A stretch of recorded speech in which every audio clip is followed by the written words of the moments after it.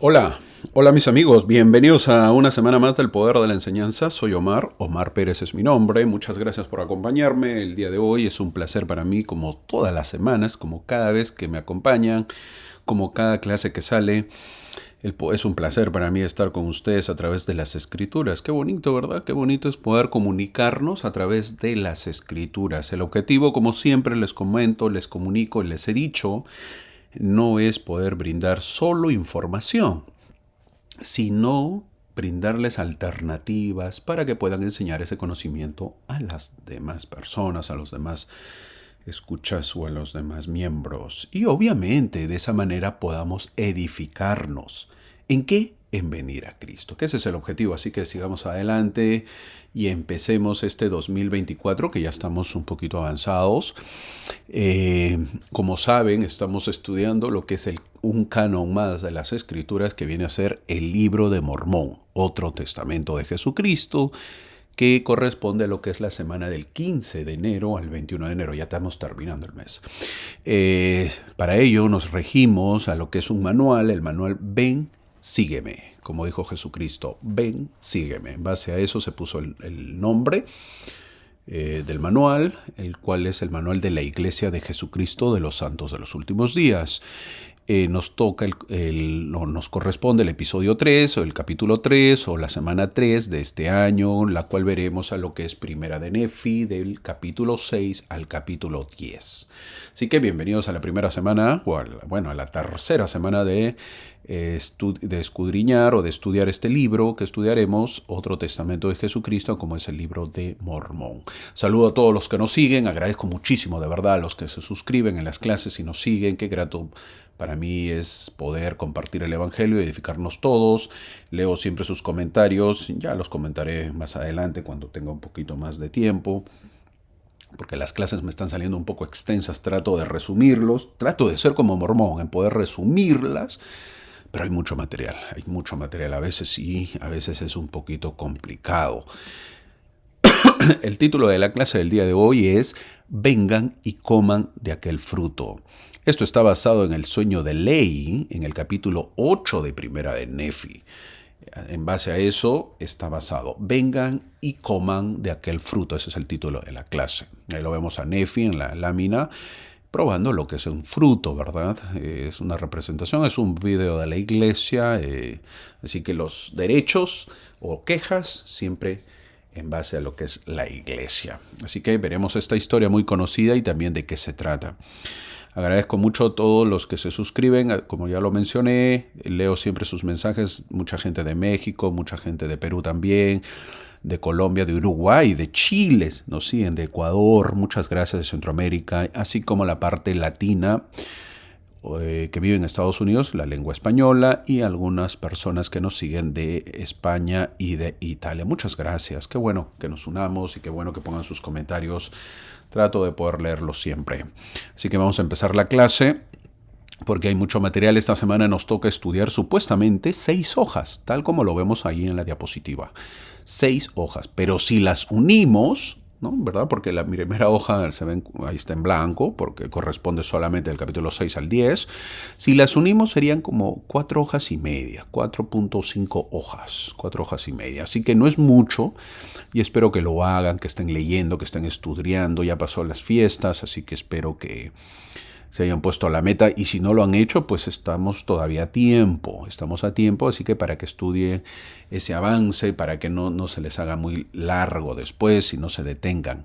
Son 5 capítulos del 6 al 10, qué bueno, así que fácil de poder leer un capítulo diario y tengo para descansar otros días, si es que somos así. Ok, al empezar, vamos a ver la clase. Al empezar, debemos saber que Lehi es el profeta. Estamos continuando la historia. Lehi es el profeta y que su futuro sucesor es Nefi, es su hijo. Que Saría ha fortalecido su fe, igual que su hermano Sam. Y que ahora pues la familia tiene un integrante más, que es Zoram, ¿verdad? Así como suena el nombre. Zoram sería como lo dicen los españoles. Zoram, porque es con Z. Zoram era el siervo de Labán con B. Bueno, entramos entonces al capítulo 6, eso es el preámbulo. El capítulo 6 en el versículo 1 deja claro que Nefi todavía está compendiando lo que es el registro de su padre. Eso es lo que dice en el versículo 1. Y que no lo hará pues porque no lo hará porque ya su padre Lehi lo ha hecho. Él está haciendo un resumen. Es muy probable que estaba en las 116 hojas perdidas, ¿verdad? Como lo vimos la clase pasada, que se perdieron 116 páginas. Para los judíos era muy importante la genealogía. Era parte de su vida. Es por eso que Nefi nos dice que no lo hará, porque ya está en los anales que su padre ha llevado o que ha escrito. Luego también menciona lo complicado de las planchas donde escribiría esto, porque dice que mejor, eso lo dice en el versículo 3, quiere más espacio para escribir. ¿Verdad? Es complicado, él quiere más espacio para poder escribir porque lo que hace es escribirlo en unas planchas de metal. Nefi, en el versículo 4, nos dice que su intención es persuadir a todos a venir al Dios de Abraham. No dice a Jesús o Cristo, sino el Dios del Antiguo Testamento, porque así lo conocía. Ahora, haciendo un paréntesis, si José Smith estuviese inventando esta historia, ¿por qué puso el Dios de Abraham? Hubiera puesto de frente a Jesús o al Cristo, ¿verdad? Pero ahí también ese es un punto para saber de que José Smith está traduciendo. Ahora, este libro cobra significado porque el libro que estamos leyendo, cobra significado porque el objetivo es persuadir a las personas a venir a Cristo. Para eso existe el libro de Mormón. Ese es el propósito. Entonces nos hacemos la pregunta, ¿por qué lo inventaría José Smith entonces? A ver, ¿qué dirían esos sus detractores? ¿Por qué lo inventaría José Smith? ¿Cuál es el objetivo de inventar un libro? Los versículos 5 y 6 dicen que lo que leamos no son cosas que agradan al mundo, sino las que agradan a Dios. Son las cosas que agradan a Dios, dice el versículo 5. No todos responden al libro de Mormón de la misma manera, eso tenemos que saberlo. Algunos intelectuales, estudiosos, eruditos, encuentran el libro inútil, así como escuchan, ¿no? Algunas personas muy inteligentes, muy sabias, muy intelectuales, encuentran al libro de Mormón como un libro inútil. Incluso algunos miembros nunca parecen captar el espíritu del libro de Mormón. Les parece aburrido a muchos. El libro de Mormón no debe venderse como entretenimiento o programa de televisión. Así no se vende el libro. O sea, a nadie se dice, el libro de Mormón es entretenidísimo, yo me entretengo con el libro, es un reality show. Eso no es el objetivo del libro de Mormón. No pretende, por si acaso, ser una diversión. El libro de Mormón no es divertido. No es ese el objetivo. Si es verdad que para algunos es divertido, eso no es el objetivo. Nefi también indica a los posteriores que escriban cosas de valor para los hombres, dice en el versículo 6. Entonces, todo lo que está escrito es muy importante y de valor. No es un libro para satisfacer curiosidades, por si acaso, o para dar detalles específicos de algo. Si fuese así, gustaría a muchos porque es fácil, entonces, o porque no es exigente. Pero cuando el libro de Mormón solamente se ocupa de cosas de valor, para las personas ya es diferente. Porque a las personas, cuando tú lees el libro de Mormón, a las personas se les exige fe, se les exige creer en cosas que no lo sabemos del todo. Entonces, cuando hay un esfuerzo, es por eso que ya deja de gustar a los demás. ¿Por qué? Porque te exige fe, te exige creer en cosas que no lo sabes todo. Ese es el objetivo del libro de Mormón. En el capítulo 7, entramos al capítulo 7, y ahora los hermanos mayores de Nefi están felices, están alegres. No entendemos a qué se debe el cambio de actitud, porque el Señor le mandó a Lehi que nuevamente pues sus hijos vayan a Jerusalén. ¿Qué? ¿Cómo? ¿Otra vez? No, ahora sí que está loco. Yo no voy. Yo tampoco. ¿Por qué vamos a regresar? Bueno, en este viaje que estamos realizando se hace mención que el motivo del regreso es que ellos no pueden ir solos. Tienen que llevar a mujeres para esposas. ¿Cómo?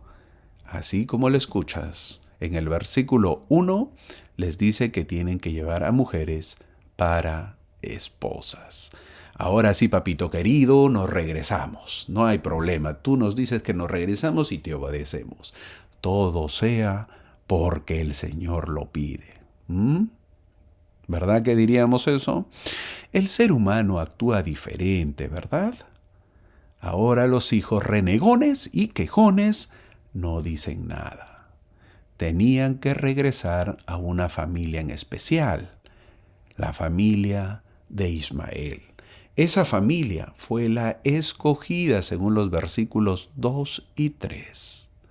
Una vez más, esto no puede ser invento de José Smith, porque trata sobre la vida real de las personas. El versículo 5 dice que el Señor ablandó el corazón de Ismael, y debe ablandarlo bien, porque te imaginas que llegan unos hombres a tu casa y quieren a tus hijas, y bueno, de paso a ti también y a tu esposa, que todos les acompañen a un lugar. ¿Qué lugar? No sabemos, pero vengan nomás. Muy difícil que un hombre pueda aceptar. ¿O sí? ¿Alguien lo aceptaría? ¿Alguien aceptaría que lleguen unos hombres y se lleven a tus hijas? ¿Y te lleven a ti y a tu esposa también, a todos? Muy difícil. Es bueno, por eso menciona el versículo 5, donde dice que el Señor ablandó el corazón de Ismael. Es bueno saber que Ismael tenía 5 hijas, según el versículo 6, y aparte tenía 2 hijos con sus familias. Así dice el versículo 6. Eso indica que los hijos de Ismael ya estaban casados y es muy probable que tenían hijos. Hago mención esto para ir conociendo el tamaño de las familias. Esas 5 hijas encajaban con los hijos de Ley, que eran 4, más Zoram, que vienen a ser 5, que recién se había incorporado a la familia. Hay algunos estudiosos que dicen que los hijos de Ismael que estaban casados lo estaban con las hijas de Ley. Curioso, ¿eh? Eso dicen, no hay base, no hay fundamento, pero por la tradición parece que estas familias ya estaban unidas, ya se conocían. Es por eso que Ismael también acepta unirse con los hijos de Ley. ¿Por qué? Porque ya sus hijos se habían unido con las hijas de Ley.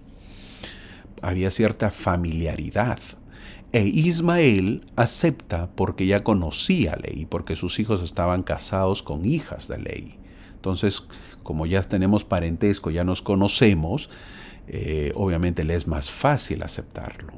Esto hace que todos tengan pareja y en total sean 18 como mínimo. 18 personas. No sabemos cuántos hijos tenían los hijos de Ismael, por eso que decimos 18 nada más.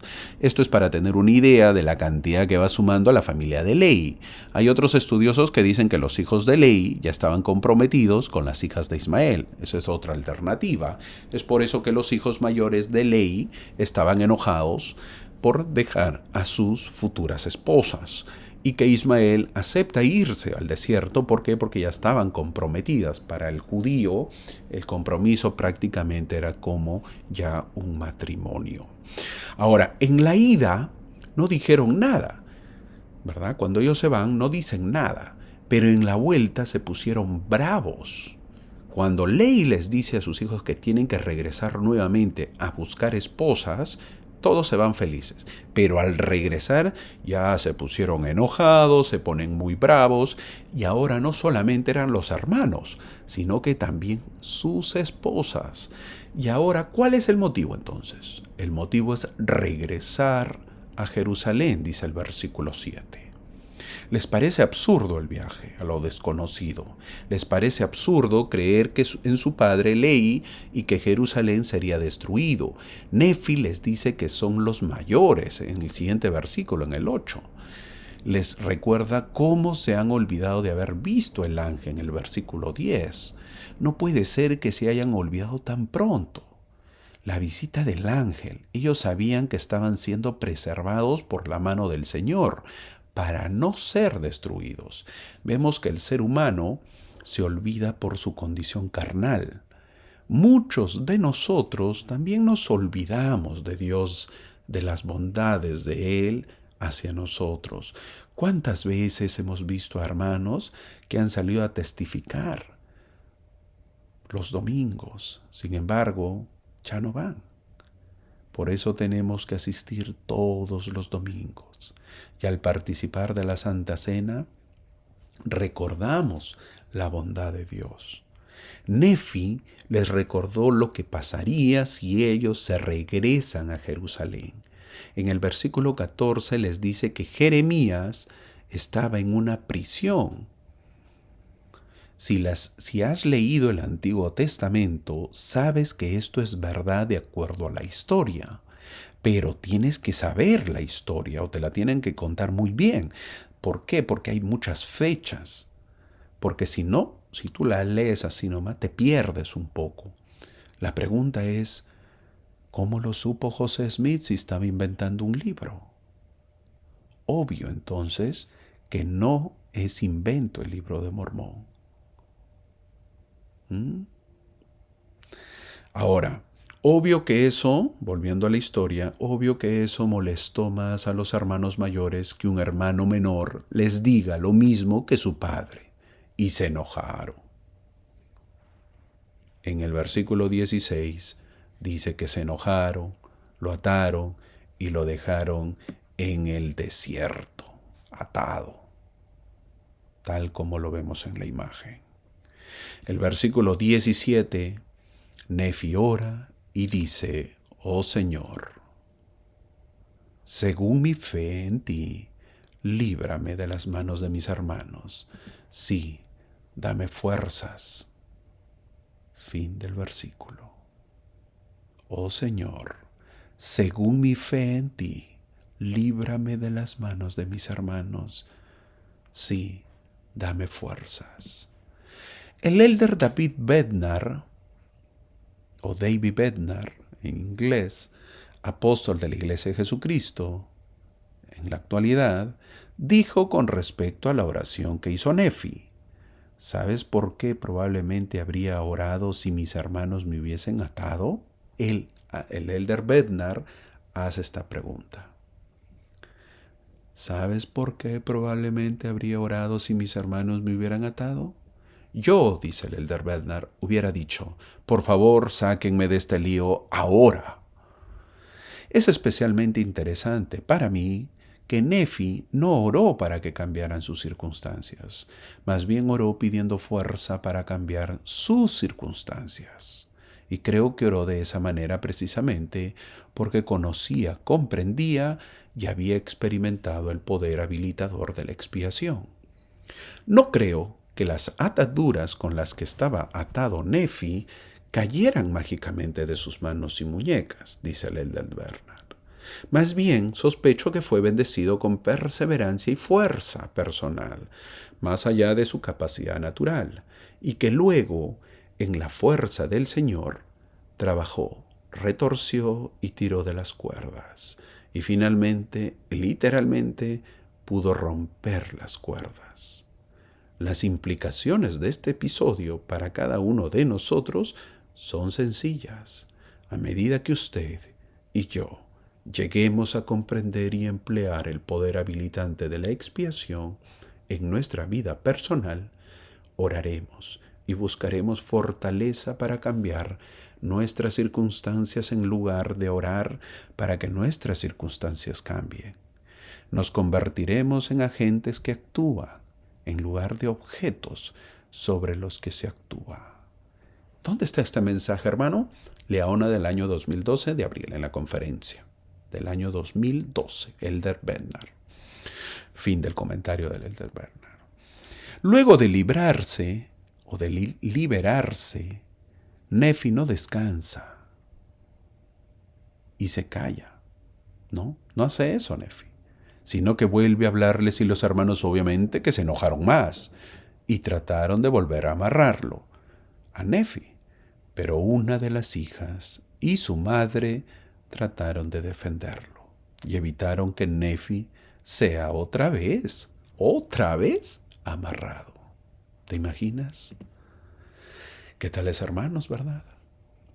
Luego de lo ocurrido, los hermanos se sintieron apesadumbrados de lo hecho. Así dice el versículo 20. Se humillaron delante de Nefi y le pidieron perdón. Caso frecuente cuando hacemos daño a alguien. La conciencia nos dice que hemos actuado mal y tenemos que rectificar. Parece que los hermanos mayores fueron tocados por ese sentimiento o quizás por ver a las mujeres que les hablaba. ¿Qué haríamos nosotros si fuéramos Nefi? ¿Los perdonaríamos? La respuesta de Nefi a este intento de asesinato y disculpa fue perdonar sinceramente a sus hermanos, dice el versículo 21. Esta respuesta fue notable por dos razones. Primero, Nefi tuvo una increíble generosidad de espíritu para perdonar a sus hermanos con tanta rapidez y libertad. Algo que no todos tienen esa virtud o don, de perdonar así de rápido. En segundo lugar, comprendió que no solo habían pecado contra él, sino que también habían pecado contra Dios, por lo que necesitaban orar al Señor su Dios pidiendo perdón. Nefi ejemplificó el verdadero espíritu de perdón. ¿Qué se supone que debemos hacer si somos heridos por aquellos a quienes amamos? ¿O ignorados para un ascenso, por ejemplo? ¿O somos acusados falsamente? ¿O si somos atacados injustamente? ¿Debemos contraatacar? Eso dice el mundo. Ataca, contraataca. Todos podemos ser un poco más indulgentes. Todos podemos parecer al don o tener el don que tuvo Nefi. Hasta el capítulo 7, como todo está bonito y se entiende, no es complicado porque son historias que suceden y de esas historias tratamos de encontrarle el aprendizaje. Pero a partir del capítulo 8 ya la cosa cambia. ¿Por qué? Porque vienen simbolismos y a eso a veces, si no hay una explicación, no lo entendemos. Es decir, necesitamos ayuda. Bueno, para eso estamos, para dar ayuda en lo complicado, porque pocos temas del libro de Mormón han recibido tanta atención como el sueño de Lehi. Mucho dormía Lehi, porque tuvo varios sueños, ¿verdad? En la misión, les comento, hubo un hermano que hacía colchones para la misión y se llamaba Colchones el sueño de Lehi. Duerma y tenga revelaciones, decía. Buen eslogan, ¿verdad? Era muy bueno. Y aparte que los colchones eran buenos también. La misión compraba muchos colchones de ellos. El sueño de Lehi. Una de las razones por la que es tan poderoso es que no es solo un sueño sobre un árbol, un edificio, un río y un camino. Es una metáfora de la vida. Y eso a veces lo ignoramos. En una búsqueda tan triste y confusa que muchos vivimos, el sueño de Lehi parece darnos la dirección necesaria para ayudarnos a navegar con éxito. Se nos cuenta el sueño 2 veces, sí, 2 veces, a través de los ojos de 2 videntes, Lehi y Nefi. Lehi cuenta la historia, Nefi da la interpretación. Así que ambos aumentan nuestra comprensión de la metáfora. Por cierto, hay 2 versiones. Una es en el capítulo 8 y también en el capítulo 11 que veremos la próxima semana. ¿Cuál es la diferencia? La del capítulo 11 es más ampliada y explicada, y lo vamos a ver la próxima semana. El sueño de Lehi ocurre en el desierto, en una tienda. Una vez más, para enseñarnos que no importa el lugar donde estemos, que las revelaciones llegan a uno no es por el lugar donde vivamos, sino por la fe que tengamos. Ponlo a prueba, mi amigo. Jamás pienses que porque no tienes un buen lugar donde vivir, o porque no tienes un buen colchón como el sueño de Lehi, No eres digno de tener un sueño revelador o una visión para ti o tu familia, o que el Espíritu te acompañe y te aconseje. Así que es bueno que leas este capítulo y puedas marcar los versículos que te gusten. Léelas primero y luego sigue con la clase. Si ya las leíste, entonces sigamos con la clase. Las escrituras se vuelven más fáciles de entender cuando nos explican, pero cuando también podemos ver un video más detallado, y eso es lo que veremos.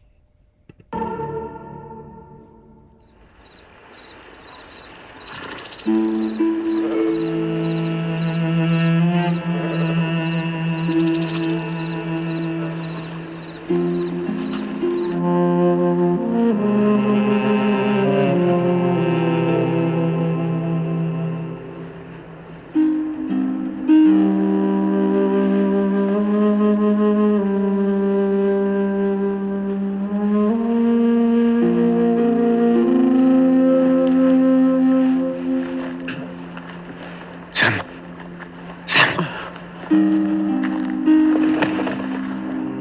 Hijos, despierten. Vengan a mi tienda. ¿Acaso ya amaneció?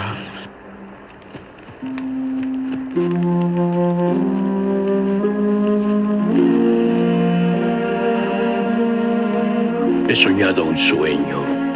O en otras palabras, he visto una visión. Y a causa de las cosas que he visto, tengo por qué regocijarme en el Señor por motivo de Nefi y también de Sam. Porque tengo razón para suponer que ellos y también muchos de sus descendientes se salvarán.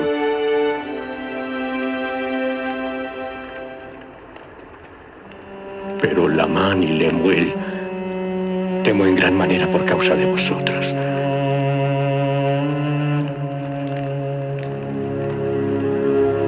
Vi en mi sueño un desierto oscuro y lúgubre.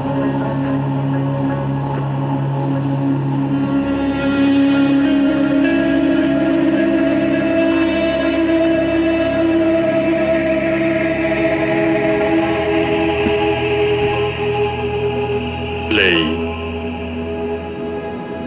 ven conmigo.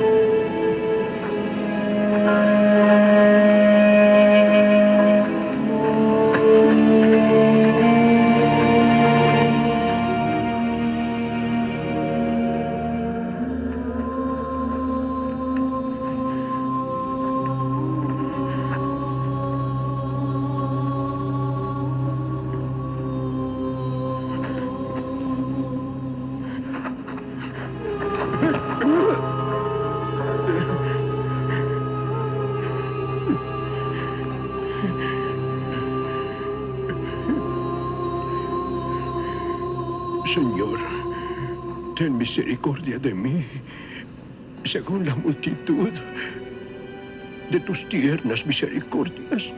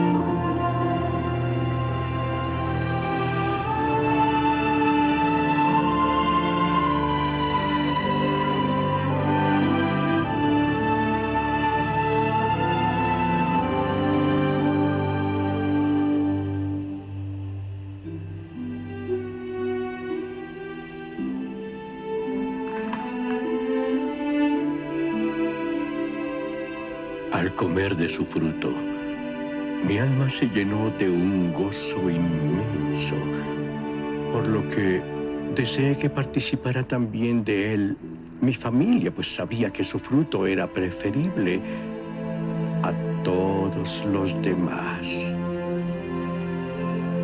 Y al dirigir la mirada en derredor, por si acaso descubría a mi familia también, vi un río de agua. ¡Saria! ¡Sam! ¡Nefi! ¡Vengan acá! ¡Coman del fruto!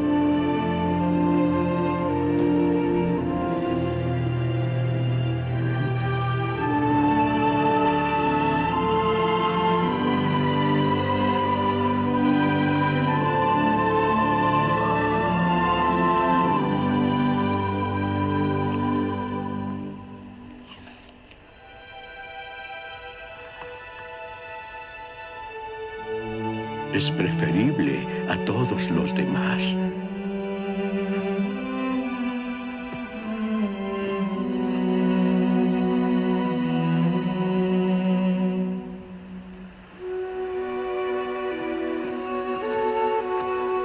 Lamán, Lemuel.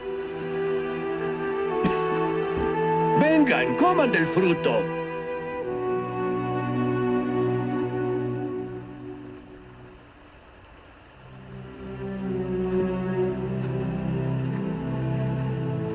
No quisieron venir hacia mí para comer del fruto. Lamán, Lemuel.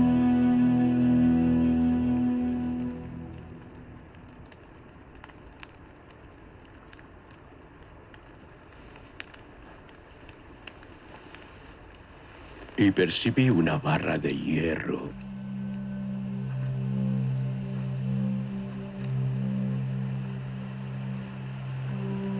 Que se extendía por la orilla del río y conducía al árbol donde yo estaba. Y vi también un sendero estrecho y angosto que corría a un lado de la barra de hierro hasta el árbol al lado del cual me hallaba, y también pasaba por donde brotaba el manantial hasta un campo grande y espacioso a semejanza de un mundo.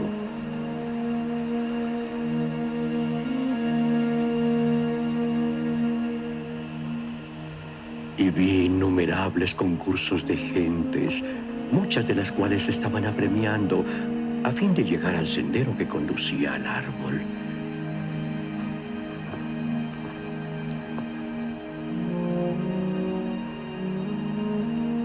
Y ocurrió que surgió un vapor de tinieblas, sí, un sumamente extenso vapor de tinieblas, tanto así que los que habían entrado en el sendero se apartaron del camino, de manera que se desviaron y se perdieron.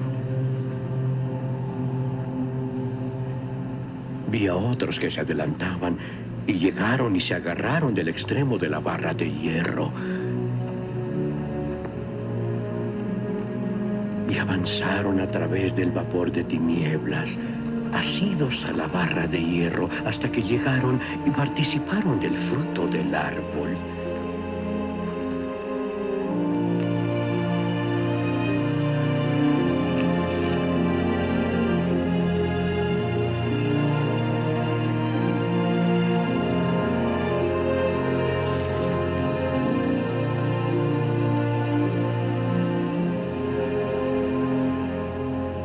Vi del otro lado del río un edificio grande y espacioso que parecía erguirse en el aire a gran altura de la tierra. Y estaba lleno de personas, tanto ancianas como jóvenes, hombres así como mujeres, y la ropa que vestían era excesivamente fina. ¡Lamentable! Y se hallaban en actitud de estar burlándose y señalando con el dedo a los que habían llegado hasta el fruto y estaban comiendo de él. Y después de haber comido del fruto del árbol, miraron en derredor de ellos como si se hallasen avergonzados a causa de quienes se mofaban de ellos, y cayeron en senderos prohibidos y se perdieron.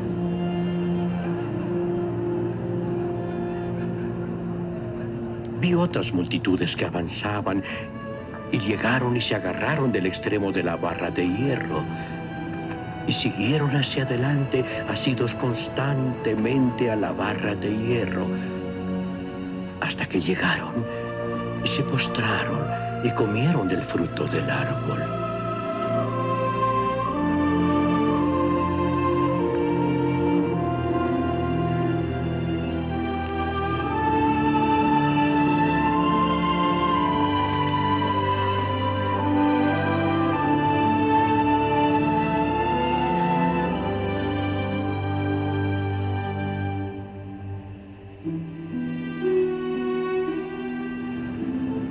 Y muchos se ahogaron en las profundidades de la fuente.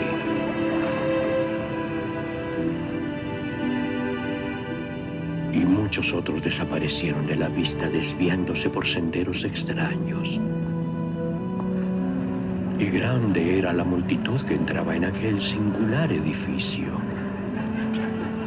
Y después de entrar en él, nos señalaban con dedo de escarnio a mí y también a los que participaban del fruto. Pero no les hicimos caso. Pues todos los que les hicieron caso se perdieron.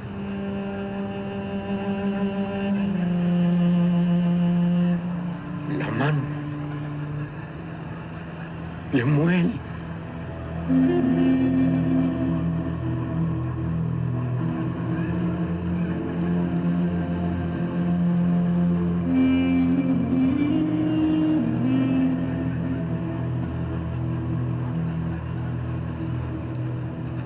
Lamán y Lemuel no comieron del fruto.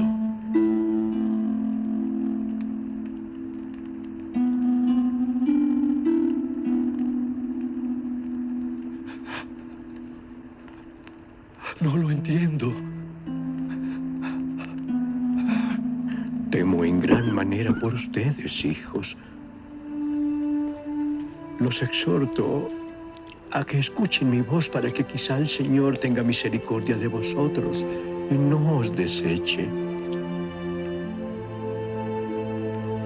Por favor, guarden los mandamientos de Dios.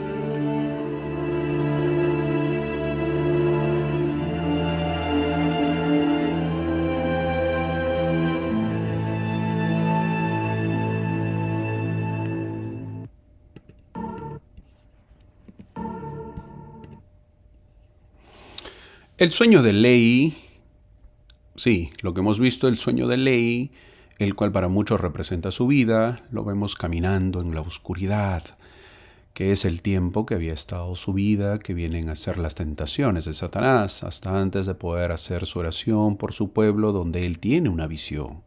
Lehi, caminando en la oscuridad, se le aparece un hombre de blanco y que pidió que lo siguiera. Lehi, al seguirlo, se queda solo en un desierto oscuro y lúgubre. Por muchas horas se implora al Señor que lo ayude. Luego ve un campo grande y espacioso y un árbol cuyo fruto era deseable y superior a otro fruto, del cual participa. Al comer del fruto y probar lo delicioso que es, desea que participe su familia, los cuales ve a Saría, Nefi y Sam, a lo lejos como si estuviesen perdidos. Lehi los llama y ellos vienen y también comen del fruto. Luego les dije a Lamán y Lemuel que también vengan, pero no quisieron venir a comer del fruto, dice Lehi.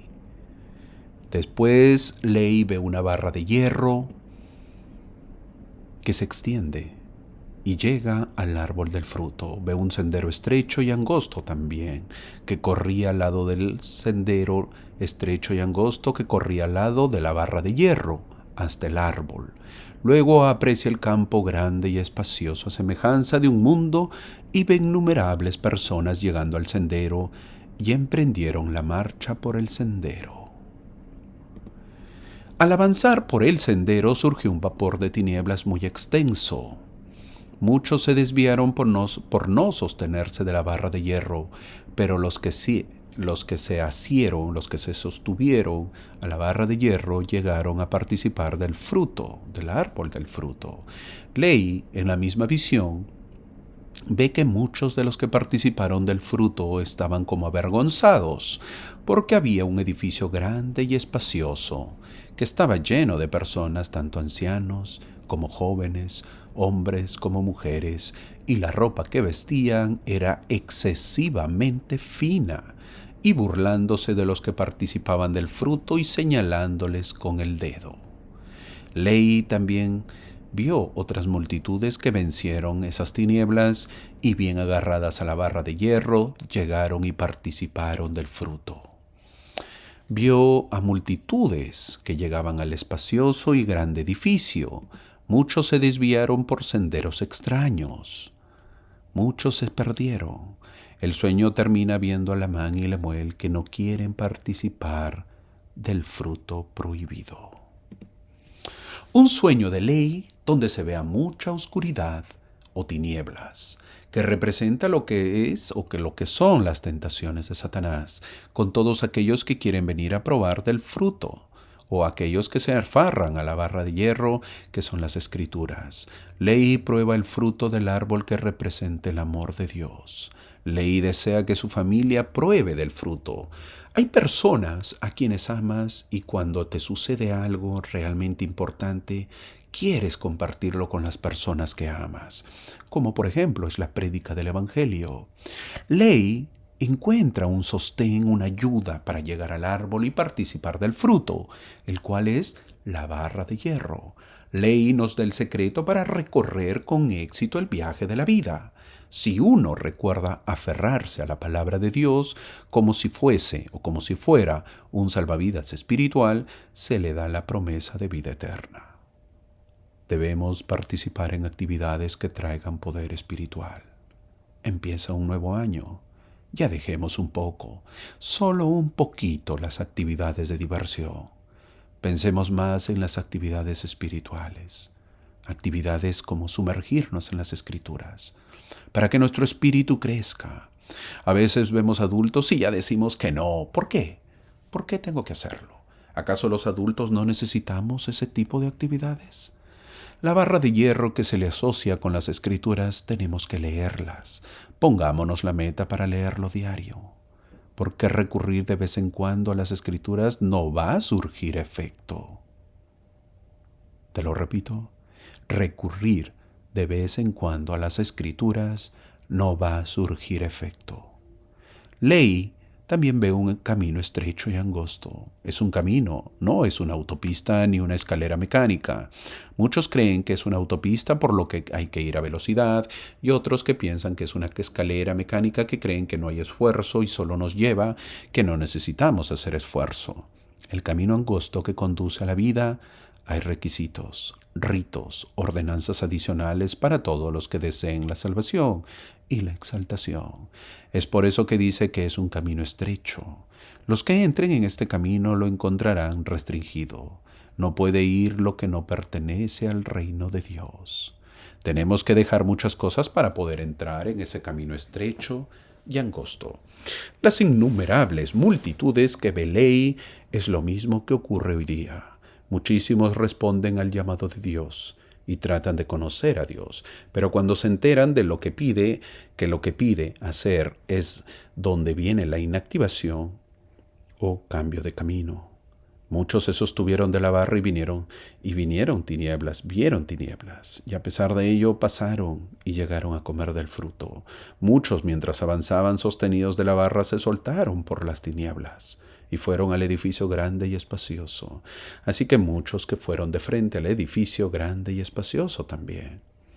Este edificio está en el aire porque no tiene cimiento. Su arquitecto es Satanás, quien nunca diseñaría un fundamento estable para ninguno de los edificios de su reino.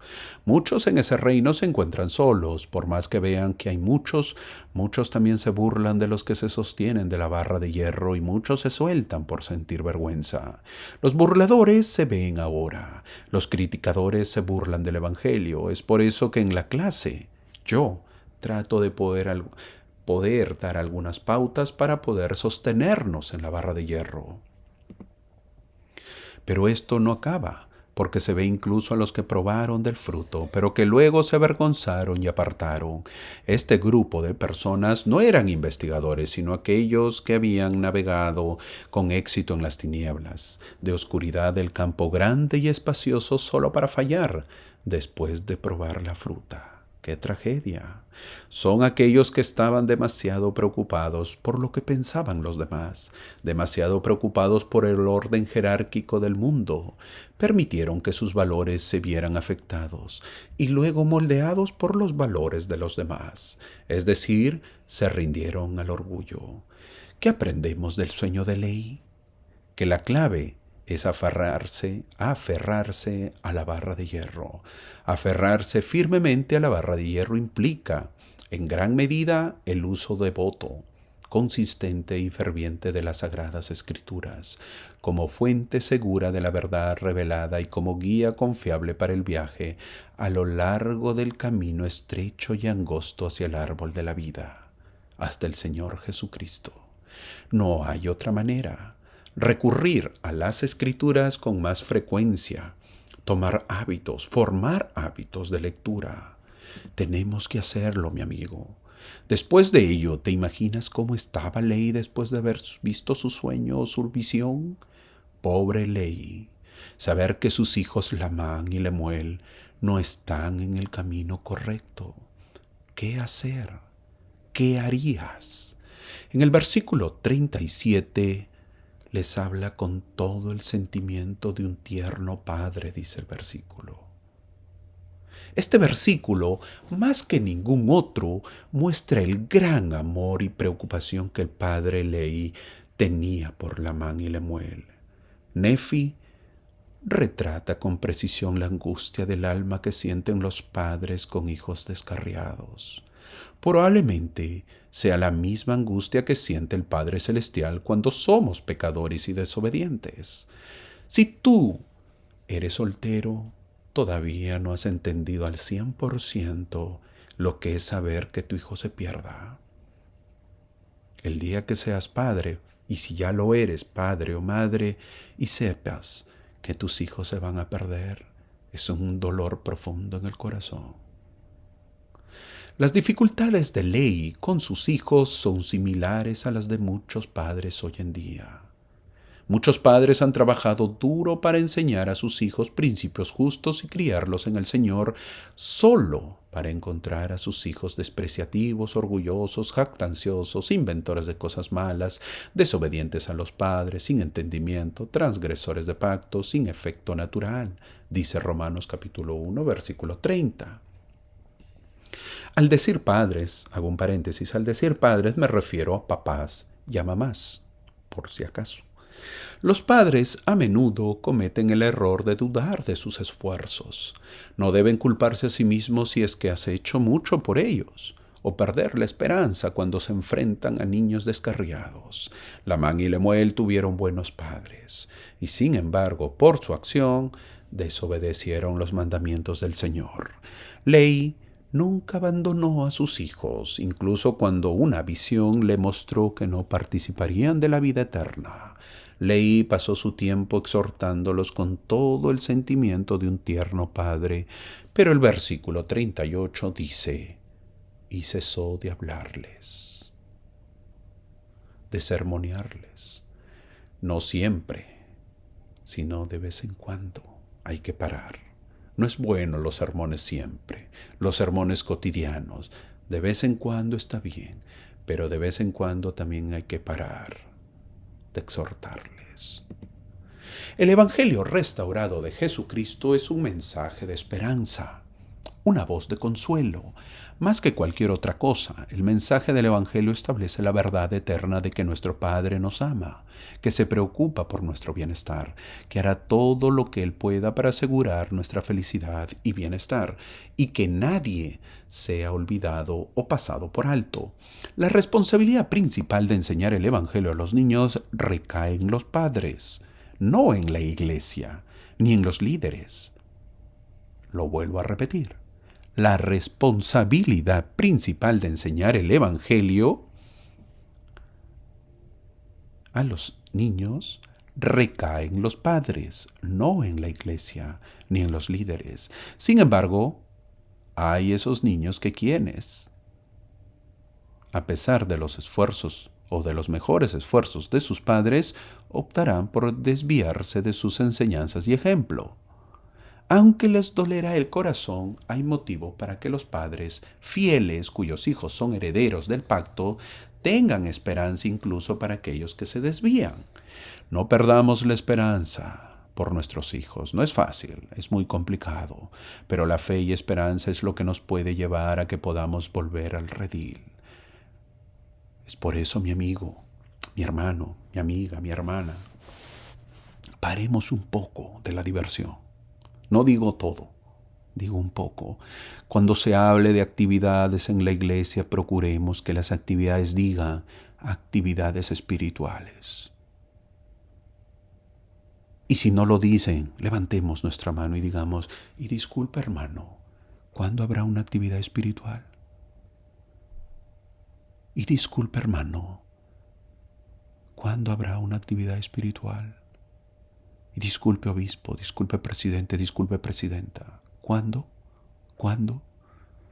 Nosotros tenemos que impulsar y tenemos que asistir también, porque se pueden hacer muchas actividades espirituales, pero de las que nadie asiste. De esa manera, obviamente, no nos guiamos por la popularidad, pero si a una actividad espiritual nadie asiste, ¿qué hacemos? Nosotros tenemos que ser partícipes. Tenemos que hacerlas amenas, tenemos que hacerlas muy diseñadas, muy planificadas, de tal manera que gusten y todos puedan edificarse. Leí termina el capítulo diciendo a sus hijos lo sucedido y que cumplan los mandamientos. En el capítulo 9, llegamos al capítulo 9 de Primera de Nefi, una vez más, Nefi nos recuerda todo lo que ocurre de sus visiones, es cuando estaba en una tienda. Ha tenido más visiones en su pobreza que en su riqueza, al parecer, dice el versículo 1. ¿Verdad? ¿Dónde tuvo más visiones Ley? Nada más que en una tienda. Cuando vivía en su buena casa, porque era rico, debe haber tenido una casa, no ha tenido tantas revelaciones. Qué curioso, ¿verdad? Anótalo. De repente vives muy cómodo, muy cómoda. Es momento de vivir en pobreza. Y podrás tener revelaciones, quién sabe.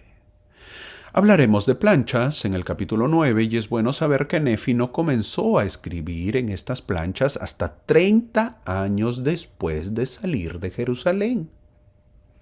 Él escribe, Nefi, en las planchas cuando ya estaba en América. A ver. Hermanito, ¿cómo? No es que está escribiendo ahorita y está caminando. No. No es así. Te lo vuelvo a repetir. Nefi no comenzó a escribir en las planchas que tenemos ahora y que estamos leyendo estas historias 30 años después de salir de Jerusalén. Él lo escribe en las planchas ya cuando estaba en América. Había pasado muchas travesías que veremos. Nefi menciona que hará 2 planchas, las planchas mayores y las planchas menores. ¿Te acuerdas que dije en el primer episodio que iba a hablar de esto? Bueno, voy a hablar poco a poco y ahorita toca el momento de hablar. Vamos a explicar brevemente cómo está distribuido el libro de Mormón. Lo voy a ir haciendo en el transcurso de las demás clases, pero aquí te doy un adelanto. Es un poquito quizás medio confuso, pero con paciencia se puede entender. Lo que ves en el círculo rojo, ahorita, ahí está, son las planchas de oro que tuvo José Smith. Las planchas contenían las planchas de Mormón, tal como dice ahí, planchas de Mormón, porque Mormón hizo un compendio o un resumen, y también contenían las planchas selladas, como ves en la parte inferior, que no fueron traducidas. ¿Qué quiere decir? ¿Cómo? ¿Que no han sido traducidas todo por José Smith? ¿Por qué? Porque estaban selladas y se le dijo que no las tradujera. Ya lo había explicado y si no, pues ahora lo sabes. Todas las planchas que recibió José Smith no se tradujeron. Se tradujo una parte que viene a ser las planchas de Mormón. Dentro de las planchas de Mormón, que tradujo José Smith, estaba el libro de ley.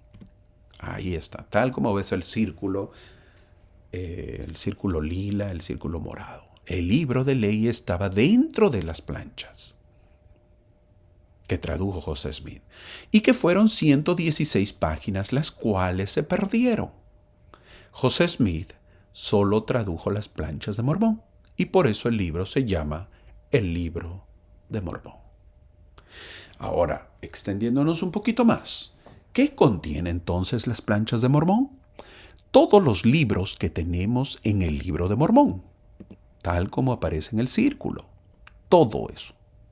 Las planchas de Mormón contenían todos los libros que contiene el Libro de Mormón. En la actualidad, salvo los manuscritos perdidos de 116 páginas, pues, porque eso también lo tradujo, pero ya no lo tenemos. Pero, acá toma nota, las planchas de Mormón contiene 3 grandes resumidores o compiladores, 3 personajes. El primero es Nefi, el segundo es Mormón y el tercero es el hijo de Mormón, que es Moroni, el cual termina las planchas y las entierra. Hermano, ¿las planchas de Mormón tiene 3 autores? Sí. ¿Y los 3 autores quiénes son? Nefi, Mormón y su hijo, que es Moroni. ¿Nefi también es autor de las planchas? Sí. Es decir, de primer Nefi al libro de Omni lo escribió Nefi y se puso igual. El profeta Mormón puso lo mismo. No lo compiló, no lo resumió. Está igualito. De primera de Nefi a Omni, tal como lo vemos en la parte superior de las planchas, en el círculo rojo, en la diapositiva. Lo que hizo Mormón es desde Palabras de Mormón, que es una explicación, hasta Mormón capítulo 7, tal como lo vemos en la parte de en medio. Una vez más, lo que hizo el profeta Mormón, que es la parte más grande, es desde Palabras de Mormón, que es una explicación, hasta Mormón capítulo 7. Todos esos libros el profeta Mormón los compiló, los resumió. Es por eso que lleva su nombre, de todas las planchas. Luego Moroni, al morir su padre, Moroni toma la batuta y termina el libro de su padre, Mormón, con los capítulos 8 y 9 del capítulo de Mormón. Y escribe el libro de Éter y también escribe su libro, que es Moroni, que tiene pocos capítulos. Entonces, ¿cuántos autores tienen las planchas de Mormón? 3. ¿Quiénes son? Nefi, Mormón y su hijo, que es Moroni. Espero que esté claro. Estoy haciéndolo despacio y si no, lo repites y lo vuelves a escuchar. Pero, acá, toma nota. Las planchas de Mormón contienen a 3 grandes resumidores o compiladores, como lo mencioné. ¿Verdad? El primero es Nefi, el segundo es Mormón y el tercero Moroni, lo estoy repitiendo, el cual termina las planchas y las entierra. ¿Quién enterró las planchas? Moroni. Es por eso que se le aparece el ángel Moroni a José Smith. ¿Por qué? Porque él las enterró las planchas. Es decir, de primera de Nefi a Omni lo escribió Nefi, una vez más, y se puso tan igual como lo había escrito Nefi. El profeta Mormón puso lo mismo, no lo compiló, no lo resumió, está lo igualito. Lo demás sí lo escribió Mormón. Pero poco a poco iremos hablando y vas a ir entendiendo mucho más, así que paciencia. Y hay que seguir. En esta diapositiva tú te puedes dar cuenta más o menos de lo que se trata. De primera de Nefi a Omni, sino que por la diapositiva obviamente esto se podría agrandar, pero obviamente que la diapositiva sale de esa manera. Las planchas menores de Nefi, primera de Nefi, segunda de Nefi, Jacob, Enos, Jarón, y Omni. Eso está en las planchas de bronce, hay las planchas de éter. Las planchas de bronce comprenden las planchas menores de Nefi y las planchas mayores de Nefi, como es el libro de ley, Mosía, Alma, Elamán, tercera de Nefi, cuarto de Nefi, primero. Todo esto lo iremos viendo poco a poco. He tratado de poder dar un resumen. Entramos al capítulo 10. Este capítulo es uno de los primeros que se cumple la profecía completa sobre Jesucristo, porque es un resumen de su vida, así como esta profecía, hay muchísimas en este libro, por lo que el libro de Mormón pasa a llamarse Otro Testamento de Jesucristo, porque habla de Jesús el Cristo, así que vamos viendo que este libro cumple el objetivo de traernos a Cristo. En el versículo 1 dice, y ahora yo, Nefi, procedo a hacer un relato sobre estas planchas de la historia de mis hechos. ¿Qué indica? Esta frase marca una transición entre el resumen que hace Nefi del registro de su padre y el comienzo de su propia historia. Ya va hablando poco a poco Nefi de su propia historia. Nefi, antes de pasar del todo en su historia, no quiere dejar pasar que su padre también profetizó del Mesías. No olvidemos que Lehi, al igual que otros profetas del Antiguo Testamento, predijo la destrucción de los judíos y el regreso definitivo de los judíos a Jerusalén en el versículo 3, tal como se está marcando. Al leer todas las escrituras podemos saber que todos los grandes profetas profetizaron del Mesías, pero muy pocas profecías en el Antiguo Testamento son tan claras. El versículo 4 nos habla del tiempo, cuando estaba saliendo Lehi de Jerusalén. Es por eso que el libro de Mormón se menciona que es 600 años antes de Cristo. Después de 600 años se levantará a un Mesías.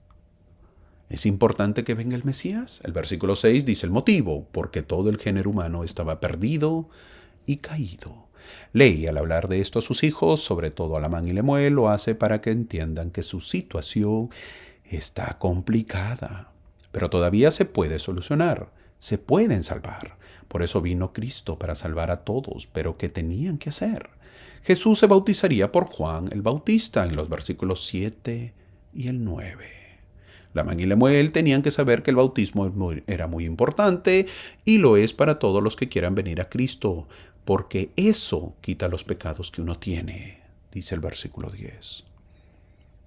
Lehi les sigue diciendo a sus hijos de la vida de Jesús, que por más que se les predica y ven milagros, les darían muerte al Mesías en el versículo 11 y luego resucitaría. Pero el versículo 11 nos enseña una doctrina que no debemos pasar por alto.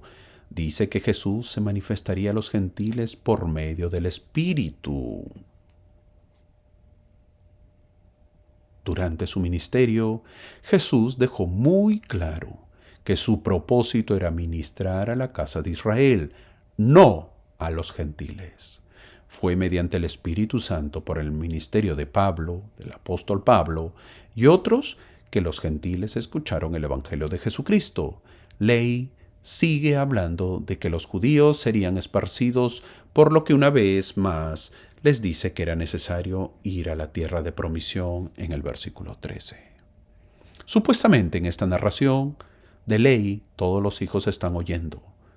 Es muy probable que Lamán y Lemuel hayan estado muy tristes al saber que su padre los vio lejos de la salvación. También estaba Nefi, y se diferencia de los demás porque quiere seguir el legado de su padre.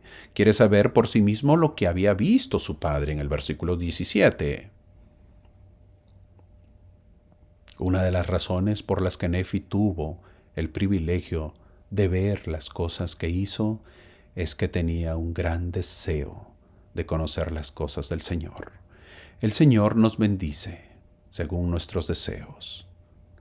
¿Qué deseos tienes este año? Mira cuántos años han pasado. ¿Qué deseos espirituales tienes de cumplir este 2024? Recién empieza el año. Vamos, anímate a cumplir tus deseos. Hermano, siempre me pongo metas y tengo los deseos, pero no se me cumplen. El versículo 19 dice que tenemos que ponerle diligencia, es decir, con cuidado. Si lo hacemos, hallaremos, y todos los misterios de Dios serán descubiertos por el poder del Espíritu Santo. Por cierto que Nefi ya había pasado por esto, y nos está diciendo lo que él había hecho y le había dado resultado. ¿Va a suceder? Claro que sí. ¿Y por qué? Porque la vía o el camino del Señor es un giro eterno, dice el versículo 19. Esta es una de esas verdades trascendentes contenidas en el libro de Mormón. Acércate a mí y yo me acercaré a ti. Buscadme diligentemente y me encontraréis. Pide y recibirás. Llamad y se os abrirá. Esto es el giro eterno. Mira que si nos ponemos esta meta este año de poder tener metas espirituales y deseos espirituales, el versículo 20 dice que por todos estos hechos seremos traídos a juicio. Eso indica ¡qué bueno! Porque tendremos un buen juicio. Nuestros hechos determinarán qué hechos hemos hecho. Esa es la pregunta. ¿Qué hechos hemos hecho? Pero lo más importante es qué hechos haremos.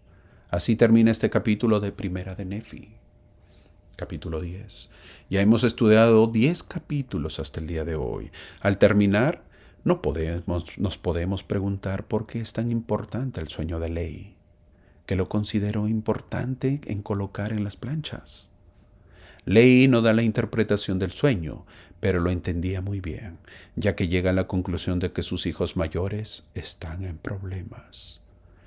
El elder David Bednar, una vez más apóstol de la Iglesia de Jesucristo en la actualidad, dijo que el sueño de Lehi en el libro de Mormón identifica el camino que debemos seguir, los desafíos que encontraremos y los recursos espirituales disponibles para ayudarnos a seguir al Salvador y venir a Él. Seguir adelante por el camino estrecho y angosto es lo que Él quiere que hagamos. Probar el fruto del árbol y convertirnos profundamente al Señor son las bendiciones que Él anhela que recibamos. Por eso nos llama, venid, sígueme. Eso dijo en La Leona de noviembre del año 2016. Fin del comentario. Al terminar esta clase, nos preguntamos, ¿y por qué hay simbolismos? ¿Por qué hay sueños con simbolismos? Una de las razones es para revelar la verdad a quienes son espiritualmente receptivos y para esconder verdades espirituales del entendimiento de quienes no están preparados para recibirlas. De la historia de la visión de Lehi también aprendemos algo que vemos en nuestra época.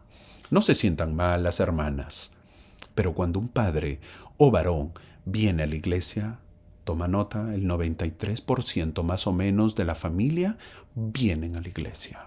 Cuando la madre o mujer viene a la iglesia, es un 17% de la familia que viene a la iglesia. Y si los hijos vienen primero, más o menos el 4% de la familia viene a la iglesia. ¿Te imaginas? Si viene el varón, 93% de toda la familia viene. Si viene la mamá o la mujer, el 17%. Y si viene uno de los hijos primero, el 4%. Son estadísticas. No lo estoy inventando. Nos guste o no nos guste.